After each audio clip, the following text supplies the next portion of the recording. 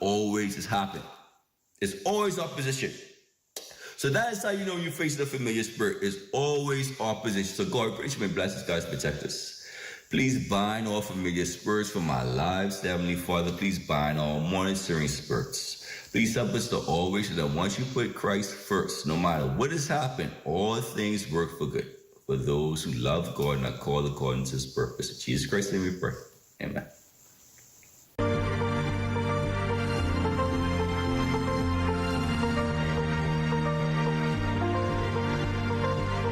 The views expressed on this program are not the views of ZNS TV 13 and, by extension, the Broadcasting Corporation of the Bahamas.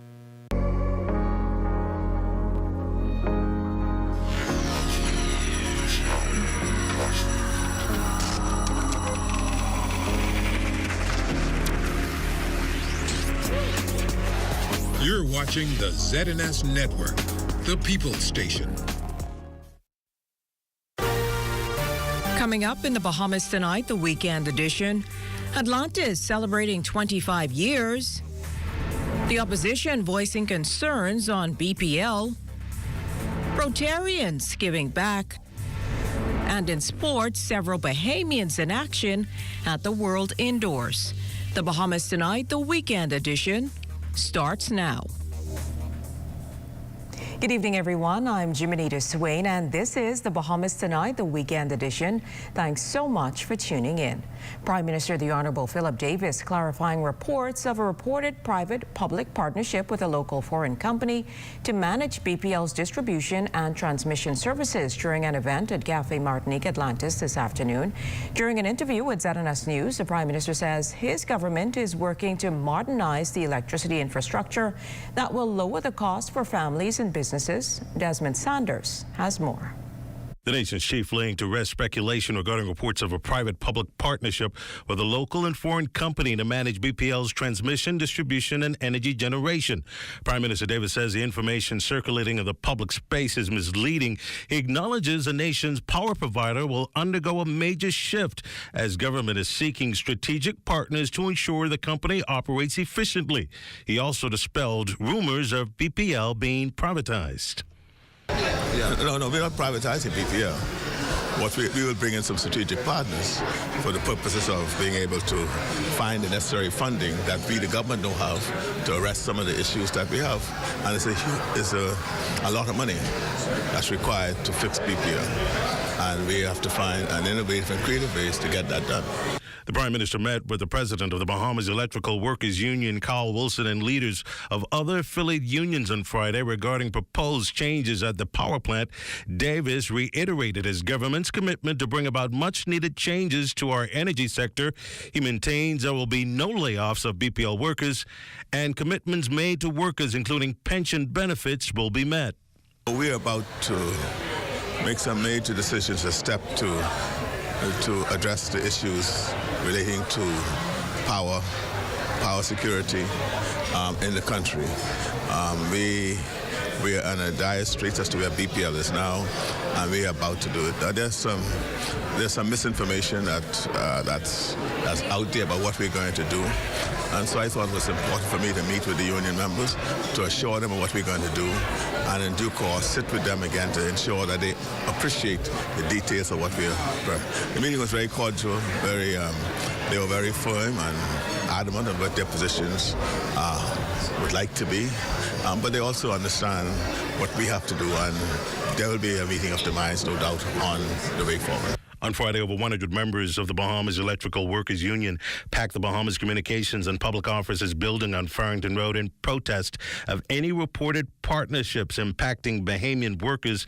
In a statement, the president of the Bahamas Electrical Workers Union, Carl Wilson, reiterated his strong disapproval of government's proposal to grant a contract to foreign companies to manage, oversee, or maintain BPL's and the Bahamian people's assets. Government now remains committed to consulting closely with union heads towards a brighter future. Desmond Saunders of Bahamas Tonight. Well, the Free National Movement holding a press conference questioning the alleged proposed privatization process of BPL. F&M leader Michael Pintard acknowledging the challenges within the energy sector, and while he also acknowledged a statement from BPL by Prime Minister the Honorable Philip Davis, he framed his concerns this way. What we're saying essentially is that any future of BPL must be preceded by a request for proposal that clearly outlines what the government is seeking to accomplish. If there's a reconfiguration in the ownership, Bahamians have to be given an opportunity to be the owners of their own utilities. If Bahamians decide that they want a strategic alliance with another company, that is permissible, and that's not uncommon. When we were in the chair, we were in discussions. Have they had a candid discussion with the companies that they are proposing to take over generation, transmission, and distribution? And have there been a candid discussion on how the staff concerns would be addressed? Also making news tonight, Minister of Youth, Sports and Culture, the Honorable Mario Bole, giving his take on the high level of crimes committed by and against our young people. His comments came following the brutal slaying of that government high school student on Faith Avenue early last week. Bole says the government established a crime committee to put programs in place to help divert young people from a life of crime. Additionally, he says so far meetings with the group have been quite productive. We've been meeting on a weekly basis and putting programs together. The police itself and Urban Renewal has its programs that we believe is impacting the change. Well, if you look at most recently, they've been going through the areas and moving derelict vehicles, where we've discovered that a lot of, weapons and drugs are being hidden. So it's clearing down bushes, pushing down some old buildings that, that cause these things to develop themselves as it relates to crime. And of course, Ministry of Youth, Sports and Culture, we have now been just launched our all boys program because we understand that at risk is really the young men, and we need to pay attention to our young men. Well, the nation's leader calling for prayers for Haiti this morning as he made remarks during the 75th General Assembly of the Bahamas and Turks and Caicos Council of the Pentecostal Assemblies of the World. Prime Minister the Honorable Philip Davis revealing an emergency meeting was called this morning with Caribbean heads. He also extended congratulations to the body. I'd want you all to keep in prayers the people of Haiti and the Haitian situation, which has deteriorated to the point where leaders of the Caribbean had to be called in an emergency meeting this morning, and it's still going on. And I left my views, and it's continuing as I speak to you. Turning my attention to the legacy of this institution of faith, I honor and pay tribute to giant prophets of God, such as Bishop Ellington Forbes, Bishop David Dawkins, and Bishop Ellis Farrington Sr., whose enduring labor of love has seen this district grow from strength to strength, all to the honor and glory of God. I welcome and congratulate the newly consecrated and ordained Diocesan Bishop Dr. Anthony Farrington, this district's 4th Diocesan Bishop. My brother, you have giant shoes to fill, but I'm confident that you are up to the task. Still to come, a corporate donation to help those living with chronic kidney disease. You're watching the Bahamas Tonight, the weekend edition. More news in a moment.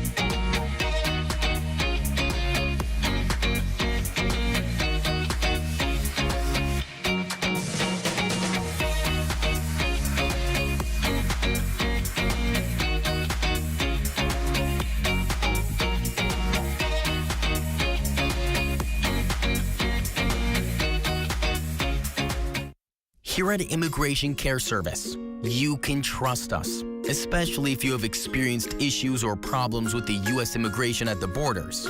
We'll do our best to provide options and solutions to immigration roadblocks so travelers can continue visiting the U.S. and residents can continue living their lives in the U.S. without worries. The best part? Our services are affordable and accessible. Take the mystery, confusion, and fear out of your immigration concerns. Contact Immigration Care Service today. This portion of the news is brought to you by FoCall SmartPass, the smart way to pay at the pump. Thanks for staying with us. The Atlantis Paradise Island Resort giving back in a big way. The hotel donating over $200,000 in cash donations today to 5 local charities to assist with their community outreach. The luncheon at Cafe Martinique was a part of the celebrations marking the Atlantis Royal Tower's 25th anniversary. Kalina Insurance is once again throwing its support behind the Kidney Association and its efforts to raise awareness and help those living with chronic kidney disease. March is Kidney Awareness Month, and to kick off the month-long celebrations and observances, Kalina made a $10,000 presentation to the Bahamas Kidney Association. The money will be used for the association's medical subsistence program, which already provides nephrovite and calcium carbonate to CKD patients. Association President Tamika Roberts. And this year, with your donation, we are adding a 3rd medication, alpha calcidol, which helps to regulate calcium and phosphorus levels in the body, thereby supporting bone health with CKD patients. We are encouraging all CKD patients to speak to your healthcare provider and ask them questions about your health so that you can get the best possible care on this journey. Kalina and its team getting completely involved in Kidney Awareness Month. Each Friday, all month long, team members will wear the color green, the official color for kidney awareness. Kalina has been partnering with the Kidney Association for a number of years now, and as director of Kalina's corporate communication, Maxine Seymour notes, the entire organization is excited to support this initiative. Kalina is home to the BKA, and so their monthly meetings are held right here at our Collins Avenue location, and we're so happy to have them, to partner with them. We're looking forward to the walk, to wearing shirts each Friday during the month, to using our social media and other channels to bring awareness, and of course we're happy to know that another supplement will be added based on our donation. And so this is what we do at Kalina. We're big on health and wellness. We want to see the population become healthier, and we of course want to do our part. Well, the Ministry of Agriculture and Marine Resources and the Chinese Embassy is assisting a local church in its efforts to feed the hungry. They collectively made a donation of produce, including tomatoes and cabbages, to the Centerville Seventh-day Adventist Church Friday. Minister of Agriculture and Marine Resources, the Honorable Jomo Campbell, says the produce was harvested through a collaborative program between China and the Bahamas, with several experts coming from China to help the Bahamas with agriculture. A small parcel of land in the Gladstone Road Agricultural Center, these experts have been able to produce exactly what we see behind us here today. We have fresh tomatoes, peppers, cabbages, broccoli, and they're doing so much more. What is going to take place is they're now going to experiment with 20 crops to see what can be grown here in the Bahamas on a consistent basis.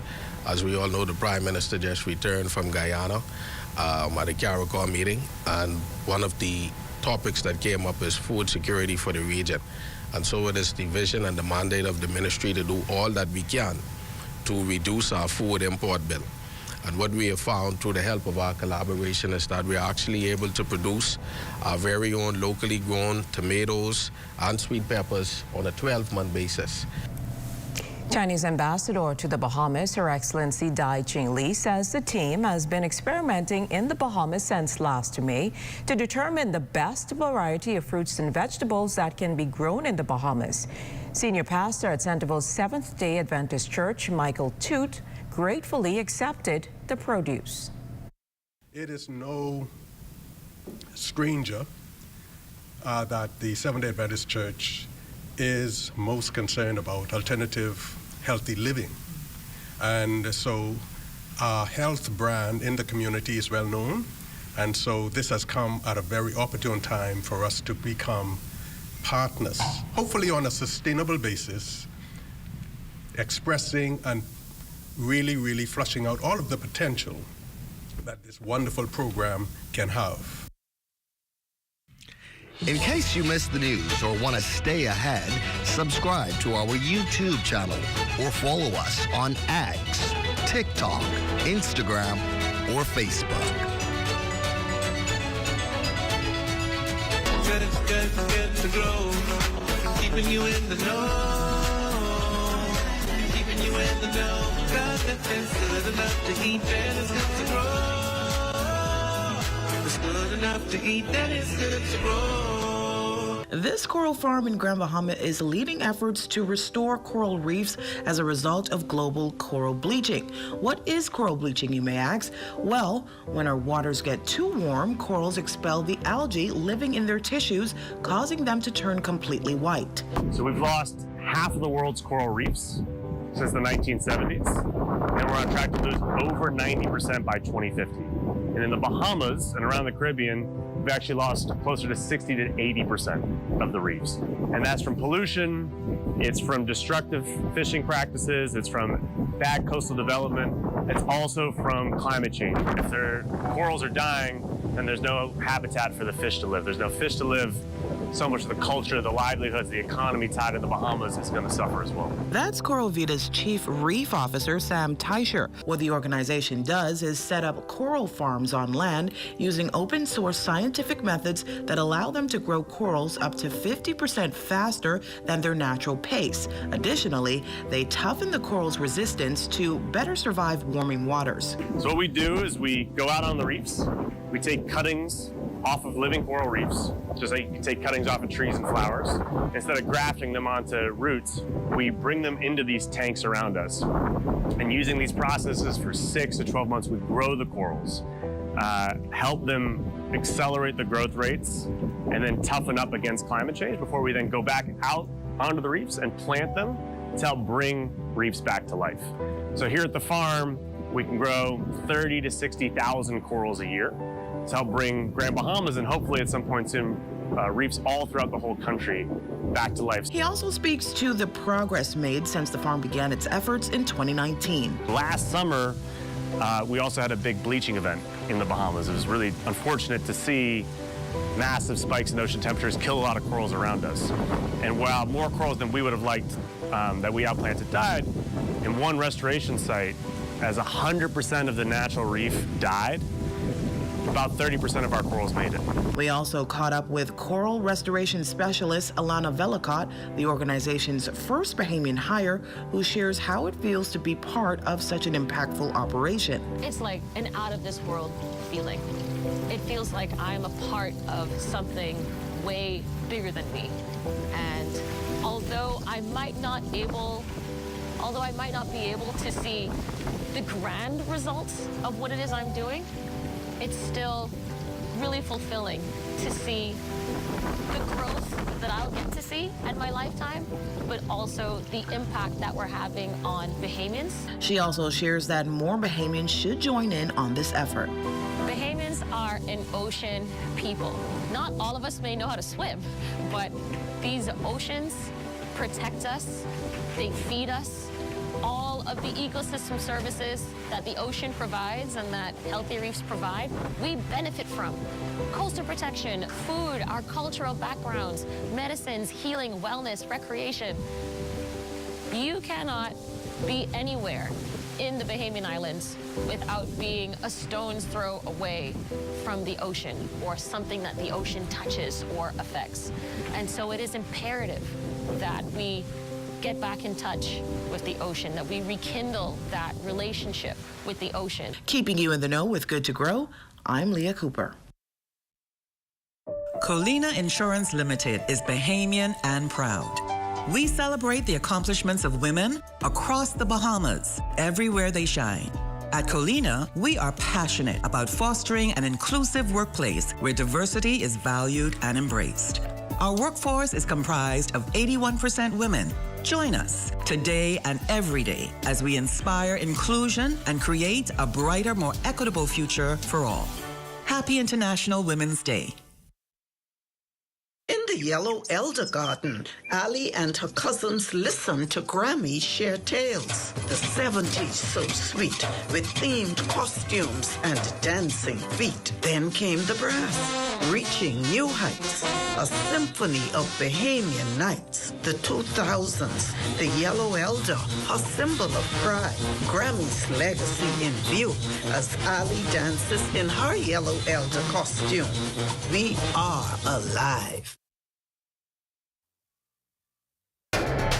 This is ZNS Total Sports.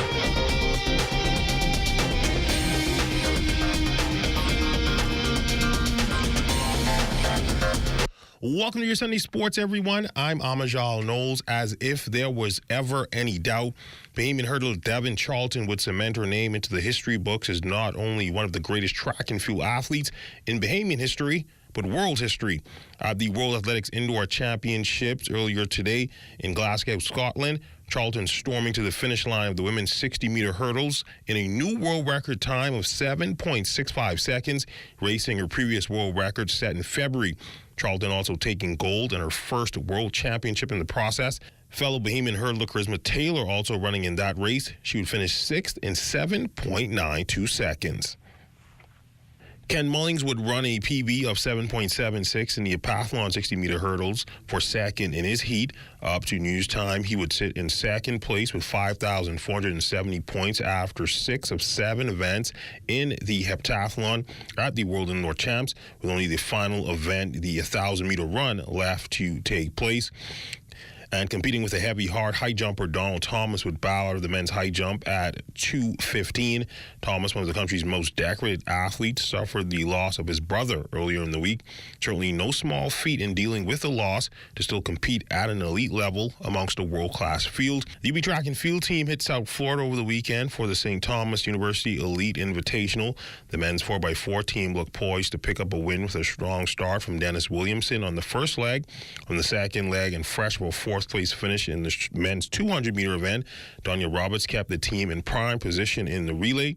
After third place finish in the 800 meters, leaving Joseph put all he had into the third leg, getting the team within striking distance of the win. Joseph would hand off to Trent Strawn, who had a strong 400, but could not hold off Lynn University's A-team. The Mingos taking second place in 3:21.14. Bernice Strawn led the individual charge for the Mingos with 2 second-place finishes. She took silver in the women's 100-meter event in 12:19 and then came back to pick up the silver in the 200 meters in 26 seconds. It was okay for start, but all I gotta do is work on my finish more, and I'll be just fine.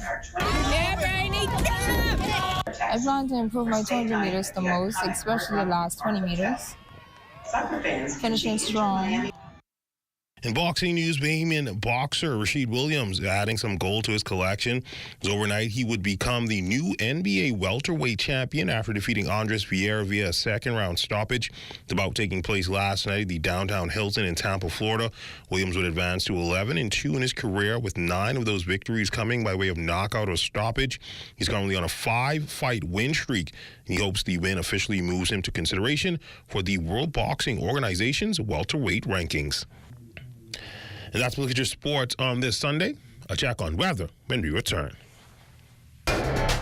This is ZNS Total Sports.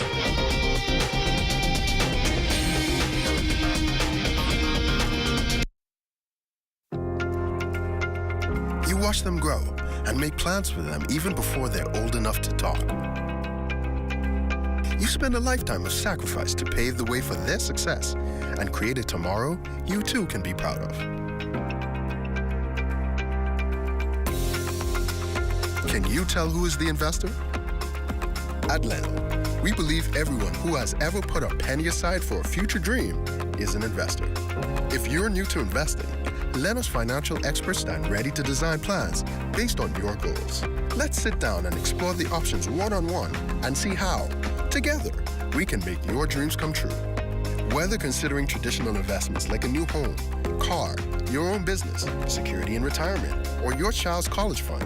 We take the confusion out of the process and make an investor out of you.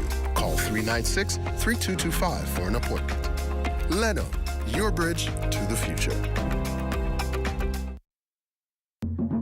For hurricane season, we got impact windows and doors. For protection, just come to our store. Plus we got tiles to pretty up your walls and your floors. We'll help you brighten up for that big bad storm. Porcelain tiles, blank tiles, mosaic tiles, a variety of styles. Before teens get right, they gotta be rough. That's why we got the best deals in the whole Bahamas. Hey, hey. Introducing the Focal Smart Pass app that helps you to fuel up faster. Here's how it works. Download the app on the App Store or get it on Google Play and create your profile with payment details. Visit your nearest Shell station. Open the app, scan the pump's QR code, select your payment amount, and begin fueling. Say goodbye to cash and cards because the Focal Smart Pass offers secure and convenient payment options right at your fingertips. Download Focal Smart Pass now and fuel up faster today. It's time now for a check on tonight's weather forecast. Chief Meteorologist Basil Dean joins us in studio with the latest temperatures. Good evening, Basil.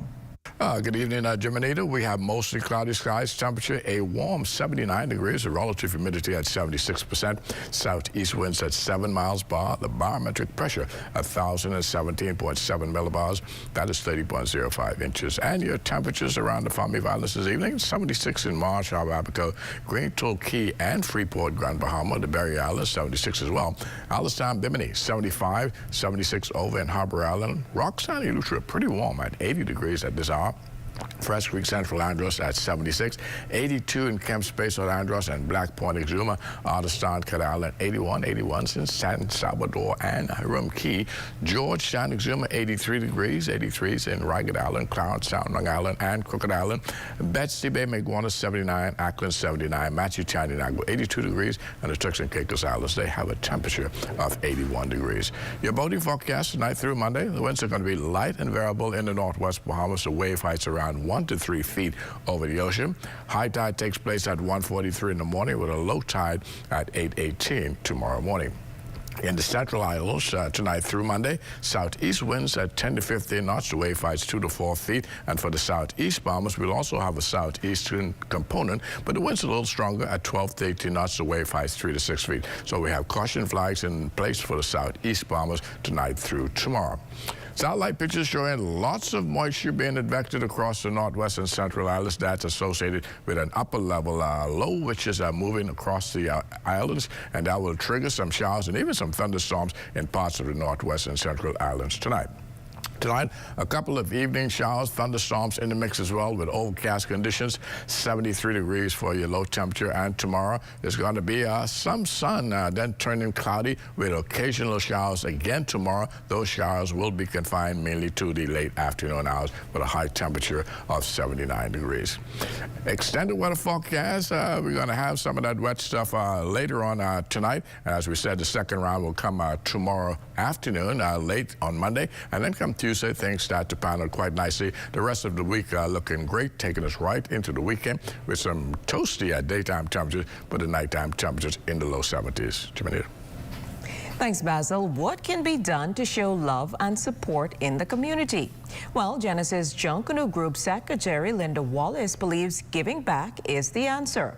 Partnering with the Rotary Club of the Bahamas, the aim of providing nearly 300 individuals with food and clothing items is what she calls a smidgen of what to expect from the organization this upcoming year. Our mantra is community first, Junkanoo second. Throughout this year, actually the other sections are going to give their, we're going to have some going out to the children's home. We have not yet decided which home as yet, but definitely that's going to be one part of it. Also, the old folks home, we're going to get out in that area as well too. And of course, our adopted school, Uriah McPhee, is one of our adopted schools, so definitely we're going to be here a little bit more this year. Known for their community outreach, the Bahamas Rotary Club says effortless initiatives such as this can have a bigger impact on the community than anticipated. Simple as feeding, as providing popcorn to the children or providing clothing.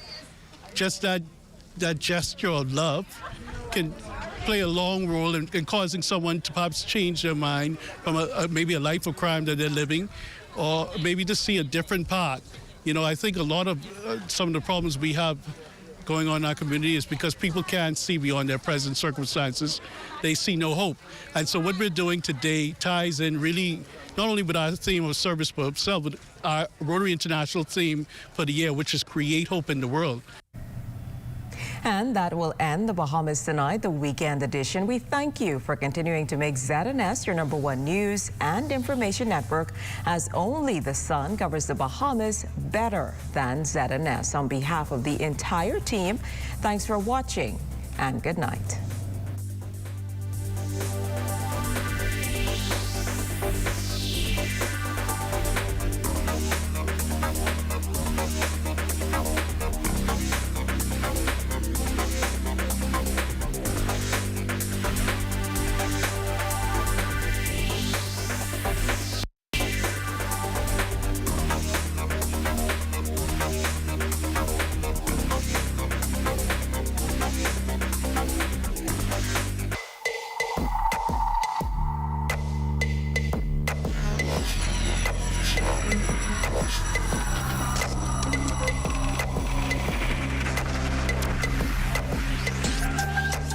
You're watching the ZNS Network, the People's Station.